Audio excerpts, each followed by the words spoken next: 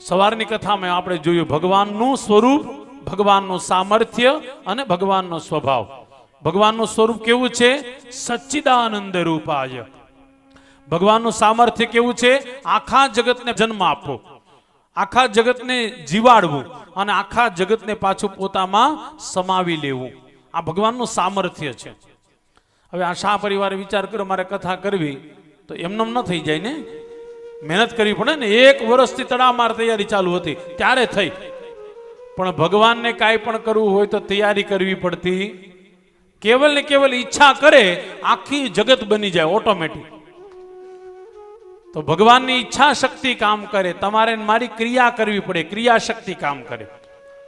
આપણી જે પણ ઈચ્છા થાય એને પૂર્ણ કરવા માટે કાંઈક ને કાંઈક પ્રયત્ન કરતો જ રહેવો પડે. ભગવાનને કાંઈ પ્રયત્ન કરવો પડતો નથી.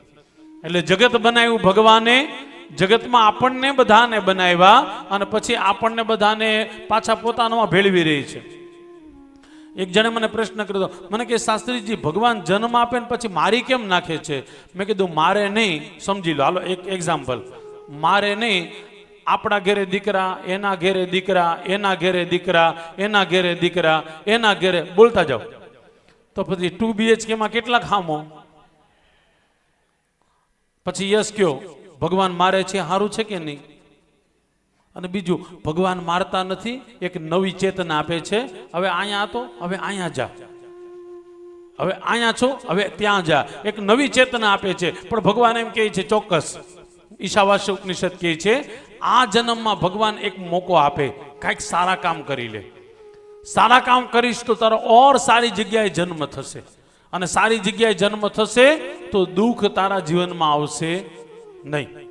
અને દુઃખ નહીં આવે તો તારું જીવન પાછું ઓર સારી રીતના જીવી શકે. પાછા બીજા જન્મમાં પણ સારા કામ કરતો રહેજે. એટલા માટે હજી એકવાર કહું, સારા કામ સતત કરતા રહો. કારણ કે આપણે હિન્દુના દીકરા. હિન્દુનો અર્થ શું થાય? તો કે આપણે ગયા જન્મને પણ માનીએ છીએ અને આવતા જન્મને પણ માનીએ કે આની પછી આપણે જન્મ તો લેવાનો જ છે. એટલા માટે આવતા જન્મને પણ માનીએ. આવતા જન્મને માનો છો કે નહીં? તમે બધા માનો કે નહીં કે આની પછી જન્મ લેવાનો? હવે ન માનતા હો તો અત્યારથી પ્રાર્થના હું કામ કરત આપણે કે ભગવાન બીજો જન્મ અમને વ્રજમાં આપજો, એમ કહીએ છીએ ને કે ભગવાન બીજો જન્મ વ્રજમાં. ખબર છે આપણને કે આપણો બીજો જન્મ થવાનો જ છે. હું તો કહું સારી જગ્યાએ જન્મ થાય પછી ગમે તે જન્મ થાય, મનુષ્યને એવું જરૂરી નથી, પછી ગમે તે જન્મ થાય. અરે સાહેબ, ઉદ્ધવજીએ તો ભાગવતમાં ત્યાં સુધી કીધું કૃષ્ણને હાથ જોડીને કે મારો બીજો જન્મ થાય ને તો વ્રજમાં માટી રૂપી થાય, વ્રજની રજ, બીજા જન્મમાં વ્રજની રજ બનવું. ત્યારે ભગવાને કીધું કેમ આવું બોલો છો? કીધું વ્રજની રજ એટલા માટે કે બધી ગોપીઓ ત્યાંથી ચાલતી હોય અને હું પવિત્ર બની જાઉં. કેટલી ઊંચી વાત છે, વિચારો તો ખરા. વ્રજની રજ બનવાની વાત કરી.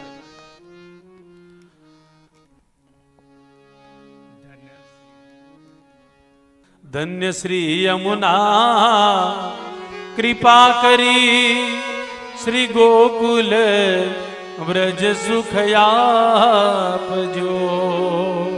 ધન્ય શ્રી યમુના કૃપા કરી શ્રી ગોકુલ વ્રજ સુખયા.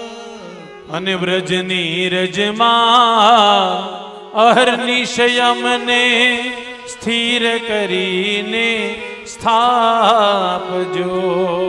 વ્રજની રજમાં અહર્નિશયમને સ્થિર કરીને સ્થાપજો.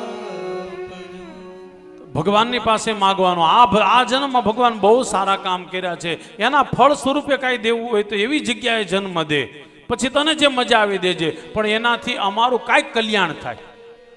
એટલા માટે ઉદ્ધવજી કહે છે મારે વ્રજમાં રજ બનવું છે.